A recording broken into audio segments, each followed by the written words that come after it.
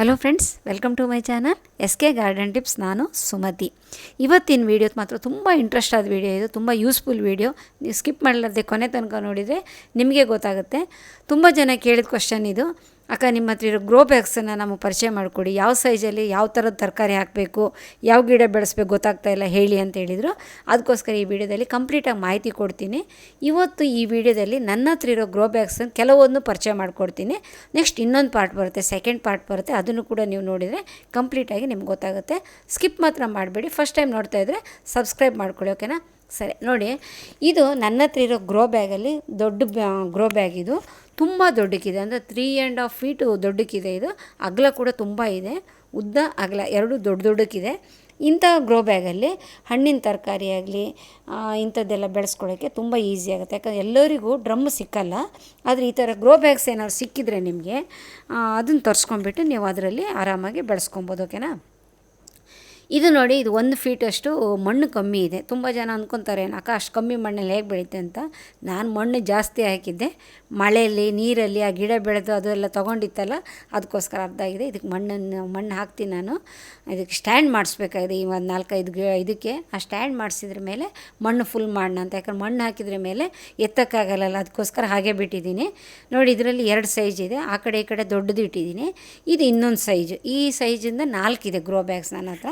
ನೋಡಿ, ಇದು ತುಂಬ ಚೆನ್ನಾಗಿರುತ್ತೆ. ಇದರಲ್ಲಿ ನಾವು ಬಳ್ಳಿ ತರಕಾರಿ ಹಾಕ್ಕೊಳ್ಳೋಕ್ಕೆ ಈಸಿ, ಅಥವಾ ಹಣ್ಣು ಕೂಡ ಹಾಕ್ಕೊಬೋದು. ಅದು ದೊಡ್ಡ ಗ್ರೋ ಬ್ಯಾಗ್ ಅಲ್ಲದೆ ಇದರಲ್ಲಿ ಕೂಡ ನಾವು ಹಣ್ಣಿನ ಗಿಡ ಬೆಳೆಸ್ಕೊಬೋದು. ಅಂಥದ್ದೇನು ಟೂ ಮಚ್ ಆಗಿ ಏನಿರಲ್ಲ, ಅಂದರೆ ಒಂದು ಲೆವೆಲ್ ತನಕ ಬೆಳೆಸ್ಕೊಳ್ಳೋಕ್ಕೆ ಆಗುತ್ತೆ ಈ ಗ್ರೋ ಬ್ಯಾಗಲ್ಲಿ. ಇದಕ್ಕೆ ರೇಟೆಲ್ಲ ನಂಗೆ ನೆನಪಿಲ್ಲ, ನಾನು ಅಮೆಜಾನಲ್ಲಿ ತರಿಸಿದ್ದು.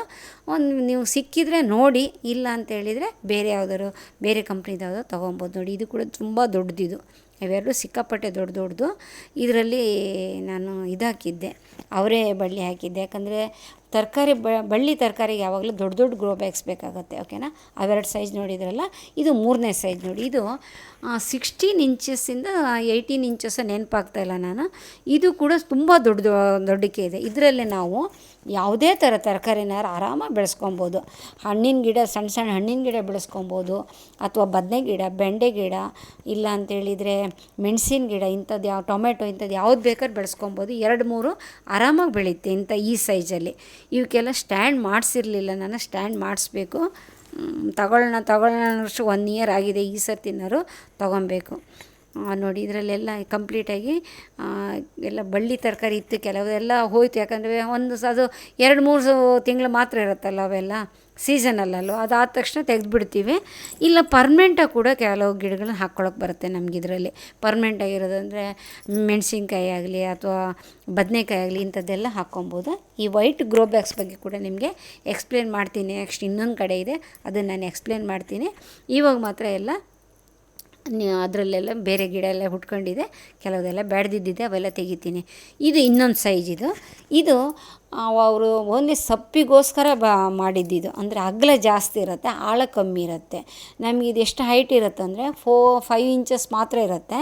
ಅಗಲ ಮಾತ್ರ ಸಿಕ್ಕಾಪಟ್ಟೆ ದೊಡ್ಡಕ್ಕಿರುತ್ತೆ. ಇದರಲ್ಲಿ ನಾವು ಲೀಫಿ ವೆಜಿಟೇಬಲ್ಸ್ ಹಾಕೊಳ್ಳೋಕೆ ತುಂಬ ಚೆನ್ನಾಗಿರುತ್ತೆ. ಅಂದರೆ ಸೊಪ್ಪಿನ ತರಕಾರಿ ಹಾಕೊಳ್ಳೋಕೆ, ಅಂದರೆ ಹರಿವೆ ಸೊಪ್ಪಾಗಲಿ ಅಥವಾ ಪಾಲಕ್ಕಾಗಲಿ ಇಂಥದ್ದೆಲ್ಲ ಹಾಕ್ಕೊತೀವಲ್ಲ, ಅದು ತುಂಬ ಚೆನ್ನಾಗಿರುತ್ತೆ. ಯಾಕಂದರೆ ಜಾಸ್ತಿ ಆಳ ಬೆಳೆಯುವಂಥದ್ದು ಏನಿರಲ್ಲ. ನೋಡಿ, ಅದು ಪುಟ್ಟಿ. ಅದು ಯಾಕೆ ತೋರಿಸ್ತಿದ್ದೀನಿ ಅಂದರೆ ಸೈಜ್ ನಿಮಗೆ ಗೊತ್ತಾಗುತ್ತೆ ಅಂತೇಳಿ. ನೋಡಿ, ಅಗಲ ಇದೆ, ಸಿಕ್ಕಾಪಟ್ಟೆ ಅಗಲ ಇದೆ. ಲಾಸ್ಟ್ ಇಯರ್ ನಾನು ಇದರಲ್ಲಿ ಪಾಲಕ್ ಸೊಪ್ಪು ಹಾಕಿದ್ದೆ, ಈಗಲೂ ಕೂಡ ಪಾಲಕ್ಕಿದೆ.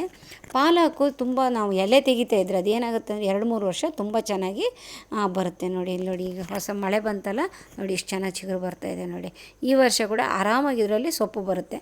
ಬೀಜ ಕೂಡ ಆಗಿತ್ತು ಇದರಲ್ಲಿ, ನಾನೆಲ್ಲ ಕಟ್ ಮಾಡಿಬಿಟ್ಟೆ. ಬೀಜ ಆಗಕ್ಕೆ ಬಿಟ್ಟರೆ ಗಿಡ ಹಾಳಾಗುತ್ತೆ ಅಂತ. ನೋಡಿ, ಇದು ವೈಟ್ ಗ್ರೋ ಬ್ಯಾಗ್ಸ್. ಈಗ ನಿಮಗೆ ಇಷ್ಟು ಮುಂಚೆಲ್ಲ ನೋಡಿದ್ರಲ್ಲ ಗ್ರೀನ್ ಬ್ಯಾಗ್ಸ್, ಅದಕ್ಕಿಂತ ಇದು ಸ್ವಲ್ಪ ಕಮ್ಮಿ ಇದೆ. ಏನಂತ ಹೇಳಿದರೆ ಕ್ವಾಲಿಟಿ ಕಮ್ಮಿ ಇದು, ಆದರೆ ಸ್ಟ್ರಾಂಗ್ ಆಗಿರುತ್ತೆ. ಒಂದು 3 ಇಯರ್ಸ್ ತನಕ ಬರುತ್ತೆ, ಏನು ಪ್ರಾಬ್ಲಮ್ ಇರಲ್ಲ. ಆದರೆ ಗ್ರೋ ಬ್ಯಾಗ್ಸಲ್ಲಿ ಬೆಳೆಸ್ತಾ ಒಂದು ನೆನಪು ಇಟ್ಕೊಳ್ಳೋದು ಏನಂತ ಹೇಳಿದರೆ, ಮಣ್ಣು ತುಂಬಿಸಿದ ಮೇಲೆ ಆ ಕಡೆ ಈ ಕಡೆ ಎಳೆದಾಡ್ತಿರ್ಬಾರ್ದು. ಅದನ್ನ ಒಂದು ಕಡೆಯಿಂದ ತೊಗೊಂಡೋಗಿ ಇನ್ನೊಂದು ಕಡೆ ಇಡೋದು, ಇಂಥದ್ದೆಲ್ಲ ಮಾಡಿದವಾಗ ಏನಾಗುತ್ತೆ ಅಂದರೆ ಸ್ವಲ್ಪ ಲೈಫ್ ಕಮ್ಮಿ ಬರುತ್ತೆ, ಬೇಗ ಹೊರದೋಗೋಕ್ಕೆ ಚಾನ್ಸ್ ಇರುತ್ತೆ. ನಿಮ್ಗೆ ಇಲ್ಲೊಂದು ಟಿಪ್ ಕೊಡ್ತೀನಿ ನಾನು.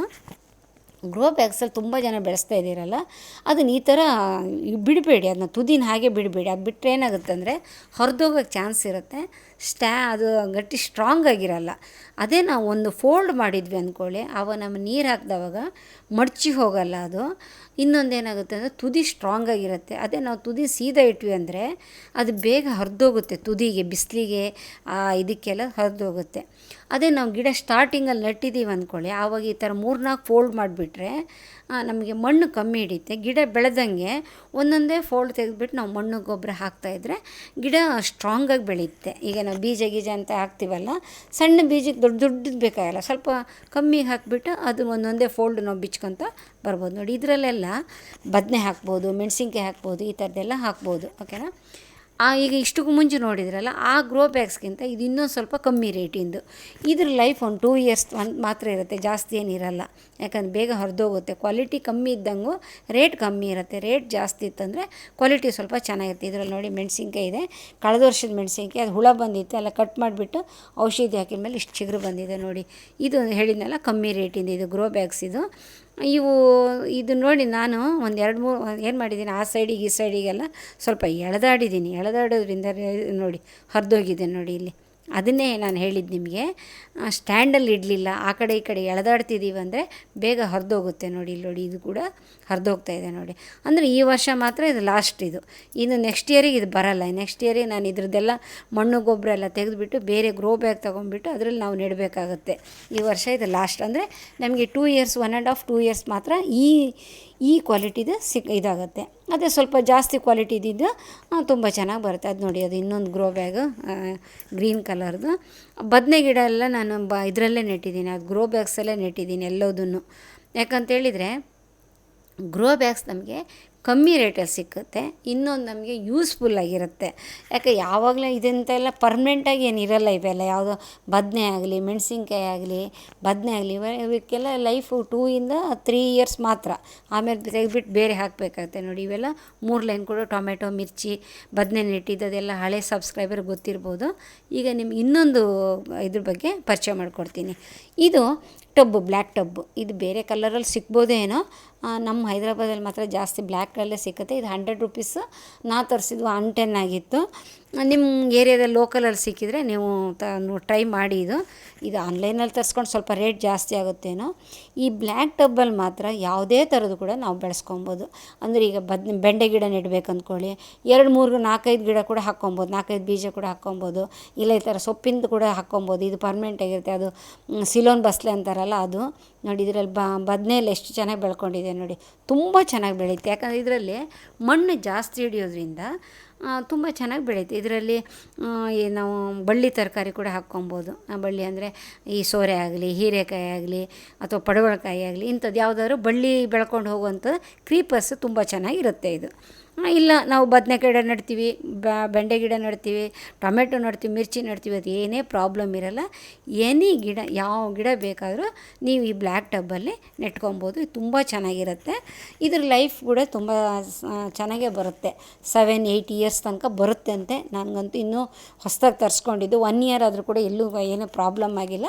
ತುಂಬ ಚೆನ್ನಾಗಿ. ಆದರೆ ಮಾತ್ರ ನಾನು ಹೇಳ್ದಂಗೆ ಒಂದೇ ಜಾಗದಲ್ಲಿ ಇಡಬೇಕಾದ ಇಂಪಾರ್ಟೆಂಟಾಗಿ ಅದು ನಾವು ಒಂದು ತಲೆಯಲ್ಲಿ ಇಟ್ಕೊಂಡಿರ್ಬೇಕು. ಆ ಕಡೆ ಈ ಕಡೆ ಮಾಡ್ತಾಯಿದ್ರೆ ಕಷ್ಟ. ಇಲ್ಲಿ ನೋಡಿ, ಸ್ವಲ್ಪ ಮೇಲ್ಗಡೆ ಕೆಲವೊಂದು ಇಟ್ಟಿದ್ದೀನಿ ಗ್ರೋ ಬ್ಯಾಗ್ಸು. ಇದಕ್ಕೆ ಮಣ್ಣು ಸ್ವಲ್ಪ ಹಿಡಿಯೋದ್ರಿಂದ ನಮಗೆ ಗಿಡಗಳು ಬೆಳೆಯೋದು ಸ್ವಲ್ಪ ಕಷ್ಟನೇ. ಕುಬ್ಜವಾಗಿ ಬೆಳೀತೆ, ಅಂದರೆ ಸಣ್ಣಗೆ ಬರುತ್ತೆ, ಅಂದರೆ ಒಂಥರ ಬೋನ್ಸಾಯಿ ಆದಂಗೆ ಆಗುತ್ತೆ. ನೋಡಿ, ಇಲ್ಲಿ ಬದನೆ ಗಿಡ ನೆಟ್ಟಿದ್ದೀನಿ ನೋಡಿ. ಇದೇ ಬದನೆ ಗಿಡ ಟಬ್ಬಲ್ಲಿ ನೋಡಿದ್ದೀರಲ್ಲ, ಅದೆಷ್ಟು ಚೆನ್ನಾಗಿ ಬೆಳ್ಕೊಂಡಿದೆ. ಇದರಲ್ಲಿ ಯಾವ ಥರ ಇದೆ ನೋಡಿ, ಕಾಯೆಲ್ಲ ಆಗುತ್ತೆ, ಸಣ್ಣ ಸಣ್ಣ ಕಾಯಿ ಆಗುತ್ತೆ. ಜಾಸ್ತಿ ನಮಗೆ ಈಲ್ಡ್ ಬರುತ್ತೆ ಅಂತ ಅದರಲ್ಲಿ ನಾವು ಎದುರು ನೋಡಬಾರ್ದು, ಕಮ್ಮಿನೇ ಸಿಕ್ಕುತ್ತೆ. ಇವೆಲ್ಲ ಮೊಸರು ಡಬ್ಬುಗಳು ನನ್ನ ಹಳೆ ಸಬ್ಸ್ಕ್ರೈಬರ್ಸ್ಗೆಲ್ಲರಿಗೂ ಗೊತ್ತು. ಇದೊಂದು ಹೊಸ ಪರಿಚಯ ಮಾಡಿಕೊಡ್ತೀನಿ ನಿಮಗೆ. ಇದೇನು ಗೊತ್ತಾ, ಈ ಗಿಡ ಇದ್ದಿದ್ದು ಟರ್ಟಲ್ ವೈನ್ ಇದ್ದಿದ್ದು, ಇದು ನನ್ನ ಮೊಮ್ಮಗನ ಆಟೋದ ಲಾರಿ. ಇದು ಈಗ ಲಾರಿಲಾಡೋ ಪ್ರಾಯ ದಾಟ್ತಲ್ಲ ಅವನಿಗೆ, ಅದೆಲ್ಲ ಮೂಲೆಗೆ ಬಿಸಾಕಿದ್ದ.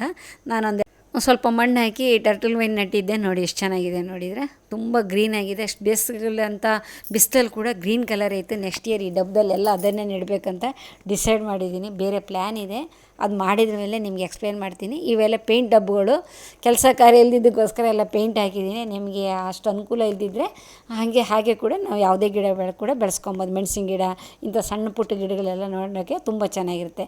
ಇನ್ನು ಪ್ಲಾಸ್ಟಿಕ್ ಪಾಟ್ ಬಗ್ಗೆ ನಿಮಗೆಲ್ಲರಿಗೂ ಗೊತ್ತಿರುತ್ತೆ. ಅದ್ರ ಬಗ್ಗೆ ನಾನು ಹೊಸದಾಗಿ ಹೇಳಬೇಕಾಗಿಲ್ಲ, ಬೇಕಾದಷ್ಟು ಸೈಜ್ ಇರುತ್ತೆ. ಆದರೂ ನಿಮಗೆ ಟೈಮ್ ಸಿಕ್ಕಿದಾಗ ಡೀಟೇಲಾಗಿ ಇನ್ನೊಂದು ವೀಡಿಯೋ ಮಾಡಿ ಎಕ್ಸ್ಪ್ಲೇನ್ ಮಾಡ್ತೀನಿ, ಓಕೆನಾ. ನೋಡಿ ಇವೆಲ್ಲ ಮೊಸರು ಡಬ್ಬ, ಪೇಂಟ್ ಡಬ್ಬ ನೋಡಿದ್ರಲ್ಲ, ಇದು ಪರ್ಮನೆಂಟಾಗಿ ಸಿಮೆಂಟ್ ತೊಟ್ಟಿ ಕಟ್ಸಿದ್ದೀನಿ ನಾನು. ಈ ಸೈಡಿಗೆ ಎಲ್ ಶೇಪಲ್ಲಿ ಸಿಮೆಂಟ್ ತೊಟ್ಟಿ ಕಟ್ಸಿದ್ದು. ಇದು ಕೂಡ ನಾನೆಲ್ಲ ಎಕ್ಸ್ಪ್ಲೇನ್ ಮಾಡಿದ್ದೀನಿ, ಎಷ್ಟು ಖರ್ಚಾಗಿದೆ ಏನು ಎತ್ತ ಅಂತೆಲ್ಲ. ನಂದು ಪ್ಲೇ ಲಿಸ್ಟಲ್ಲಿ ನೋಡಿ ಗೊತ್ತಾಗುತ್ತೆ. ಟೆರೆಸ್ ಗಾರ್ಡನ್ ಅಂತ ಪ್ಲೇ ಲಿಸ್ಟಲ್ಲಿ ಹುಡುಕಿದರೆ ನಿಮ್ಗೆ ಇದ್ರ ಬಗ್ಗೆ ಎಲ್ಲ ಡೀಟೇಲ್ಸ್ ಇರುತ್ತೆ. ಇದರಲ್ಲೆಲ್ಲ ನಾನು ಲಾಸ್ಟ್ ಇಯರು ಎಲ್ಲ ಈ ಬಳ್ಳಿ ತರಕಾರಿ ಎಲ್ಲ ಹಾಕಿದ್ದೆ. ಆ ಕೆಲವುದೆಲ್ಲ ಹೋಯಿತು, ಯಾಕಂದರೆ ಅದು ಸೀಸನಲ್ಲ.